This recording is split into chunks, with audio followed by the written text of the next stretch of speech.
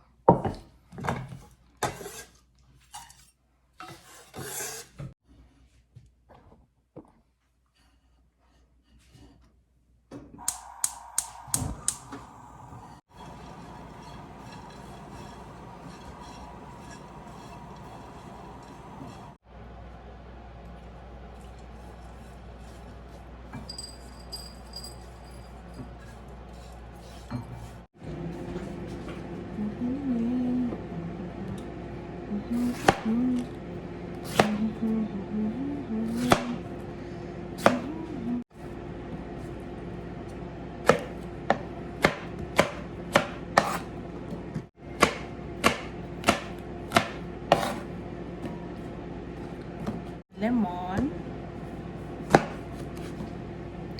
My lemon, guys, is this one, half of our lemon.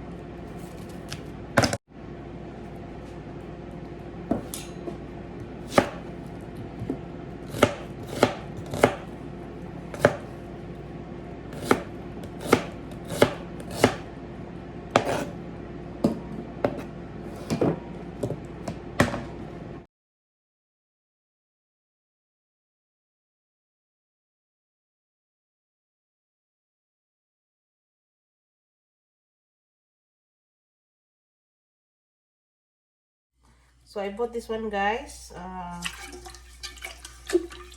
bought this one today. This is just 15 bucks. Look for 15 bucks. Ito siya. Hindi ko kailangan. This might take a...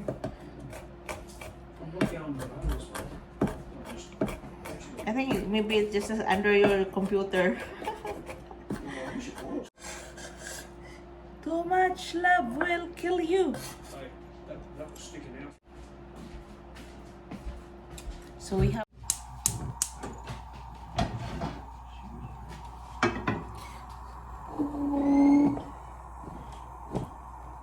We have 1 kilogram of beef mince, guys. So we are going to brown our beef mince.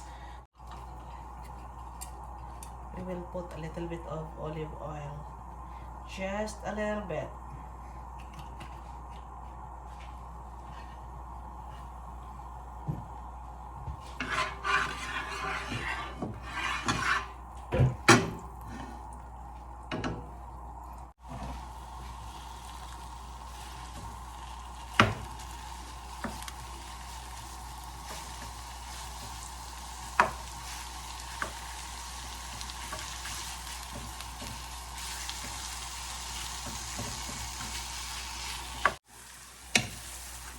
So this is my new non-stick cooking pot, guys.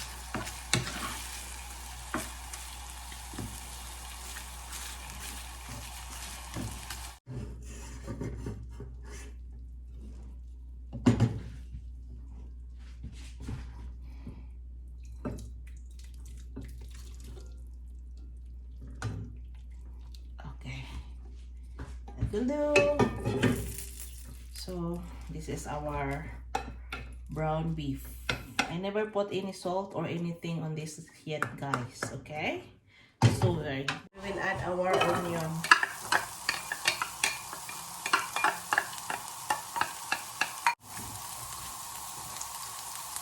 We will add our apple.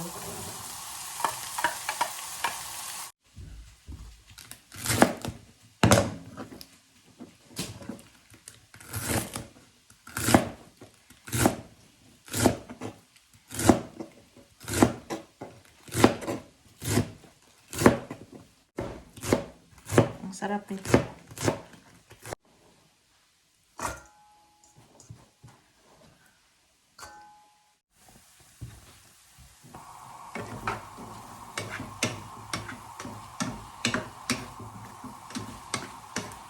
Garlic, guys. Garlic. We will add our choy stocks. Stock that is stock. Steam. Right. We will add our almond roasted almond. Seasoning sauce para i-taste good and yummy kan. So, ano lang guys, tansya-tansyahin nyo lang. So, tansya-tansya. And hindi mawawala yung aking Silver Swan soy sauce. I love Silver Swan ever since. Ever since the world began, soy sauce. Silver Swan soy sauce.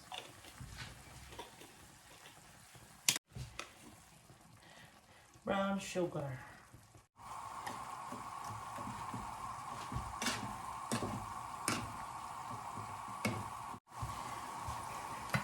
Lagyan natin ng kunting teriyaki sauce, guys. Kunti lang. Kuha tayo ng sabaw. Yung sauce niya, guys, kuha tayo ng kunti. Para lagyan natin ng we will add cornstarch. Para mag-thicken siya.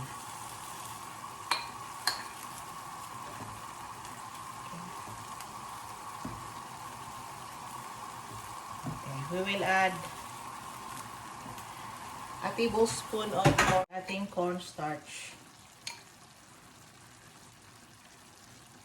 to thicken the mixtures.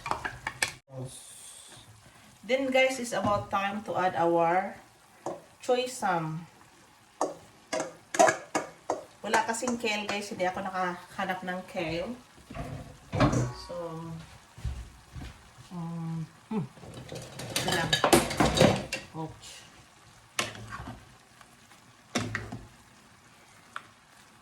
This is our stuff for our squash or pumpkin. What's not to like? So let us sit aside, cool it down, and yes, no, it's a. So while waiting for our pumpkin to cook, so at ilagay natin sa ating Oh. Anyway, we are going to put this one to our... So I will add also coriander, guys. Tiny. Of course, sesame oil. Tiny lang. Bits by bits. Habanero chili. So kung wala kayong habanero chili, guys, you can add chili, cayenne, ground cayenne pepper, or chili flakes.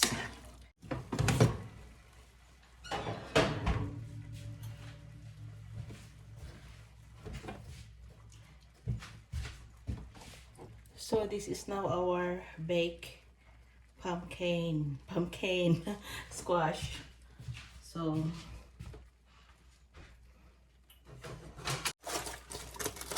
are you ready? Oops. Ah. Whoo. Whoo, whoo, whoo, whoo. Whoo, whoo, whoo, whoo. Yes. Whoo, whoo, whoo, whoo. Okay. That's our pumpkin. Pumpkin. So here is our, can you see that? That's our filling. Okay, that's it. So I'm gonna scoop a little bit of this pumpkin. Oh my god, it's very sweet and yummy kan. I just scoop the, you know, hindi ko magagamit. Pwede ko siyang i-keep. Gawa tayo ng bolognese. Pwede siya. We will add our filling. Filling? I must be filling. So, for 1 meal. Oh no, don't do that. So here we go. We will add mozzarella cheese. A mozzarella cheese. You can add more, okay? Parsley. So this is dry parsley, guys. Because guys, that is now our final product.